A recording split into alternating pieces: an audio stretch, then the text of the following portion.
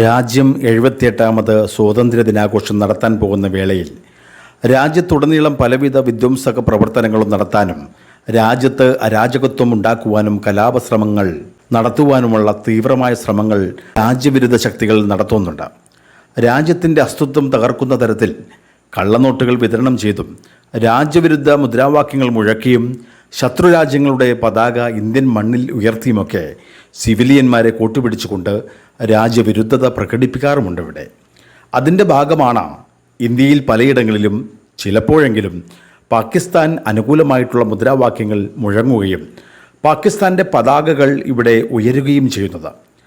1947 August 15 Indian സ്വാതന്ത്ര്യം നേടിയ സമയത്തും തങ്ങൾക്ക് ഒരു മുസ്ലിം രാഷ്ട്രം വേണമെന്ന ആവശ്യമുന്നയിച്ച് ഇവിടെ നിന്ന് വിട്ടുപോയി പിന്നീട് ഉടലെടുത്ത പാകിസ്ഥാനാണ് ഇന്ന് ഇന്ത്യ ഏറ്റവും കൂടുതൽ തകരണമെന്ന് ആഗ്രഹിക്കുന്ന ഒരു രാജ്യം. അതുകൊണ്ട് തന്നെ ഇന്ത്യയിൽ എപ്പോഴും സ്വാതന്ത്ര്യദിനാഘോഷം നടക്കുന്ന വേളയിൽ രാജ്യത്തിൻ്റെ വ്യവസ്ഥിതിയെ തന്നെ തകർക്കുന്ന തരത്തിൽ പലതരം പ്രശ്നങ്ങളും ഇത്തരം ശക്തികൾ നമ്മുടെ രാജ്യത്ത് ഉണ്ടാക്കാറുണ്ട്. അതിലൊരു ഉദാഹരണമായിട്ട് വേണം ഈ കഴിഞ്ഞ ദിവസം എറണാകുളം ജില്ലയിലെ തൃപ്പൂണിത്തുറയിൽ ഒരു കടയിൽ വിൽപ്പനയ്ക്ക് വച്ചിരുന്ന ബലൂണുകളിൽ പാകിസ്ഥാൻ്റെ അനുകൂല മുദ്രാവാക്യങ്ങൾ കണ്ടെത്തിയത്. തൻ്റെ കുട്ടിയുടെ പിറന്നാളിനോട് അനുബന്ധിച്ചുള്ള ആഘോഷത്തിൽ ഉപയോഗപ്പെടുത്തുവാൻ എരൂർ സ്വദേശിയായിട്ടുള്ള ഗിരീഷ് എന്നയാൾ വാങ്ങിയ ബലൂണുകളിലാണ് ഇത്തരം പാകിസ്ഥാൻ അനുകൂല മുദ്രാവാക്യങ്ങൾ എഴുതി ചേർത്തതായി കണ്ടത്. വെളുത്ത നിറത്തിലുള്ള ഈ ബലൂണിൽ പാകിസ്ഥാൻ്റെ പതാകയും ഐ ലവ് യു പാകിസ്ഥാൻ എന്ന ഇംഗ്ലീഷ് വാക്കും അതിനകത്ത് മുദ്ര ചെയ്തിട്ടുണ്ടായിരുന്നു. ഇത് തൃപ്പൂണിത്തുറ എരൂരിലെ ബിസ്മി സ്റ്റോഴ്സ് എന്ന കടയിൽ നിന്നാണ് അത്രയും വാങ്ങിയത്. കട നടത്തുന്നതാകട്ടെ കാസർഗോഡ് മഞ്ചേശ്വരം സ്വദേശിയായ അബൂബക്കർ എന്നയാളും. ഈ സംഭവം വിവാദമായതിനെ തുടർന്ന് ബലൂൺ വാങ്ങിയ ഗിരീഷ് പോലീസിൽ കേസ് കൊടുക്കുകയായിരുന്നു. അന്വേഷണത്തിൽ ഇത്തരത്തിലുള്ള ധാരാളം ബലൂണുകൾ ഈ കടയിൽ നിന്നും പോലീസ് കണ്ടെടുക്കുകയുണ്ടായി.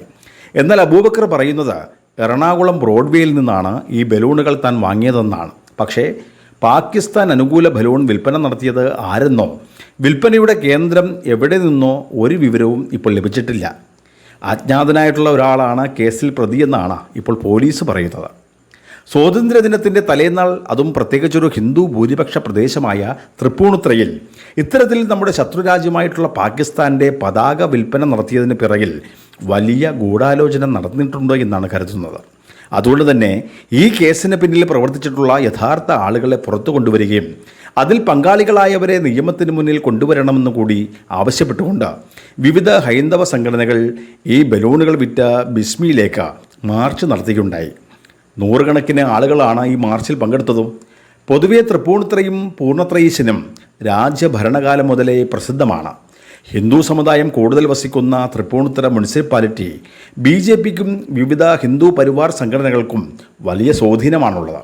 മുനിസിപ്പാലിറ്റിയിലാകട്ടെ BJP അവിടെ ഒരു മുഖ്യ പ്രതിപക്ഷ പാർട്ടിയുമാണ്.